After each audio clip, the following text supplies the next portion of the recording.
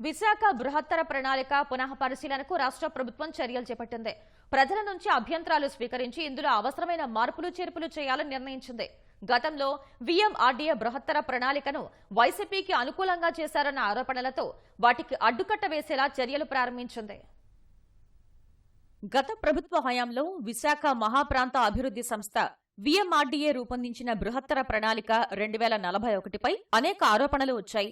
సామాన్యుల అభ్యర్థనలను పట్టించుకోకుండా వైసీపీలోని కొందరికి అనుకూలంగా మార్పులు చేర్పులు జరిపి ఇష్టానుసారంగా చేశారన్న విమర్శలు వెల్లువెత్తాయి. ప్రతి సోమవారం జరిగే ప్రజా ఫిర్యాదుల వ్యవస్థ పీజీఆర్ఎస్లో తరచూ ఫిర్యాదులు వస్తుండటంపై మొత్తం మాస్టర్ ప్లాన్ను పునః పరిశీలించాలని కూటమి ప్రభుత్వం ఉత్తర్వులిచ్చింది.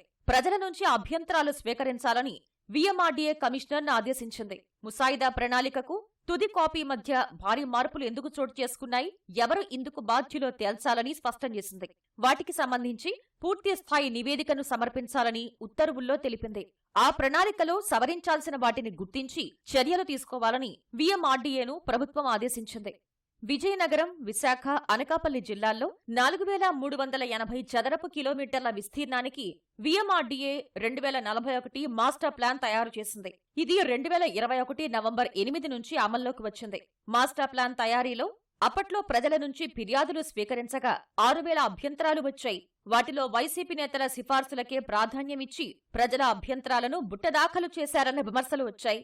మాస్టర్ ప్లాన్ 2041ని వైసీపీ నేతల భూముల విలువ పెంచుకునేలా మార్పులు చేశారన్న విమర్శలు ముందు నుంచి ఉన్నాయి. రోడ్లు ఎటు వెళ్తాయో ముందే తెలుసుకుని ఆయా ప్రాంతాల్లో భారీగా స్థలాలు కొనుగోలు చేశారు. భీమిలి, భోగాపురం 6 వరుసల రహదారికి ఇరువైపులా నేతలు కొనుగోలు చేసిన స్థలాలకు ఆనుకుని రోడ్డు వెళ్లేలా చేసుకున్నారు అనేది ప్రధాన ఆరోపణ.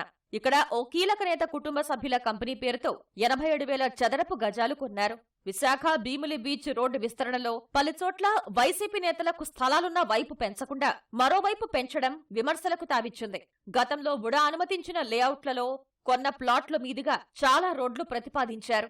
భీమిలి, భోగాపురం, ఇతర మండలాల్లో వేల మంది కొనుగోలు చేసిన ప్లాట్లు నష్టపోయారు. ప్రైవేట్ వ్యక్తులు కొనుగోలు చేసిన స్థలాలను గ్రీన్ బెల్ట్ కింద, మరికొన్ని ప్రభుత్వ స్థలాలు కింద మార్చేశారు. వీటన్నింటితో పాటు ప్రజాప్రతినిధులు, సామాన్య జనమిచ్చిన అర్జీలు పరిగణనలోకి తీసుకుని బృహత్తర ప్రణాళికలో మార్పులు చేయాలని ప్రభుత్వం నిర్ణయించింది.